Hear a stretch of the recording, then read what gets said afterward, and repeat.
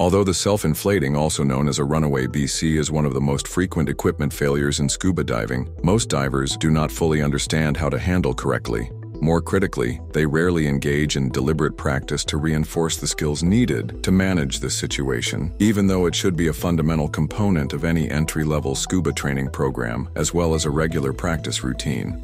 This issue is caused by a mechanical failure that can cause an inflator button to become stuck in the open position, resulting in continuous BC inflation regardless of the system the diver is using. While this is a relatively common issue, it is not inherently dangerous unless the diver fails to identify the problem and respond appropriately in time. In such cases, an uncontrolled ascent to the surface can occur, greatly increasing the risk of decompression sickness and barotrauma. Proper recognition and handling of this failure should be a priority in all types of diving, not just technical diving, where deco obligations make the consequences even more severe. Let's examine the correct way to handle this failure.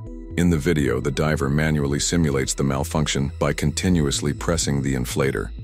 In a real scenario, however, the failure would occur unexpectedly. The diver would add gas to the BC, release the button, and the wing would continue inflating due to a stuck inflator valve. The diver's primary objective is to recognize the issue in time. The first and most critical step is to immediately adopt a slight head-down position and open the dump valve on the bottom left side of the wing. This prevents uncontrolled ascent, effectively neutralizing the immediate danger. The next step is to use the other hand to disconnect the low-pressure inflator hose from the BC inflator valve. Once done, the diver should orally inflate the BC to compensate for the remaining gas weight in the cylinders, effectively resolving the situation.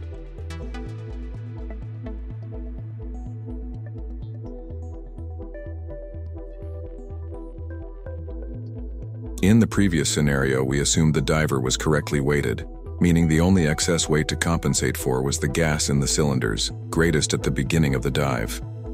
However, to demonstrate the impact of being even moderately overweighted, we added an extra 4 kilograms of lead for this test. There are two key takeaways from this scenario. First, diving with excessive weight means your BC will contain more gas throughout the dive, reducing the available volume in your wing. This further reduces your overall reaction time in an emergency, as an uncontrolled ascent will occur more quickly once the inflation begins. We've included a direct comparison of escalation times at the end of the video, so be sure to check it out. The second and more critical issue with being overweighted is that even if you manage to stop an uncontrolled ascent, you'll face another problem. Once all the gas is dumped from your BC, you will start sinking uncontrollably. This might not seem as dramatic in the video, but imagine any more significant depth beneath the diver. An uncontrolled descent could quickly spiral out of control, potentially leading to oxygen toxicity, narcosis, and other serious risks. Regaining neutral buoyancy by orally inflating your wing in this situation is far more difficult than most divers assume, especially under the stress of an emergency. This highlights the importance of proper weighting, so if you want to learn more about it in detail, watch our dedicated video dissecting this topic by clicking the card in the upper right corner. One potential challenge in effectively managing this emergency is that the inflator hose can become difficult to disconnect. This is often a result of poor maintenance, as sediment buildup in the connector makes it harder to remove. To prevent this issue, thoroughly wash the connector while cleaning your equipment after each dive. If this problem arises, it's acceptable to use both hands to attempt the disconnection, but make sure to dump all remaining gas beforehand, as the BC will continue to inflate until the hose is disconnected. The other issue we observe is quite surprising, but it's very real and we need to raise awareness about it. Surprisingly, not many divers are fully familiar with the location of the dump valve on their wing. This is problematic on multiple levels, as it should be regularly interacted with during dives, not just in emergencies. The lack of muscle memory, combined with even mild panic, can lead to a chaotic situation as you waste time trying to locate the dump valve cord. Therefore, make sure to spend time practicing this frequently, as we will demonstrate toward the end of this video. Another crucial factor is the diver's body position when dumping gas from the wing. In the current footage, we aim to illustrate what occurs when the diver fails to adopt the correct head-down position, causing the dump valve to not be the highest point. As a result, Gas remains trapped in the wing, and while the diver believes they are releasing gas, a rapid, uncontrolled ascent is steadily increasing. Like all other aspects of diving, it's essential to invest ample time in practicing this maneuver to develop muscle memory and instinctive response capabilities for transitioning into the proper head-down position. Finally, let's examine the same scenario with the diver attempting to resolve the emergency while in a head-up position. Although releasing gas may appear to work using the power inflator, this method has a significant drawback. In this position, the diver cannot use their legs to move back down, which can be crucial if deflation begins at a later stage when the diver is already in an advanced state of acceleration toward the surface. This highlights why mastering proper positioning and response techniques is not just a matter of efficiency, but a critical factor in preventing a dangerous, uncontrolled ascent, because when seconds count, the right instincts can make all the difference. Out of curiosity, we wanted to measure the escalation time in seconds for such an incident to determine how long a diver has to react before the ascent starts, so we conducted a simple test.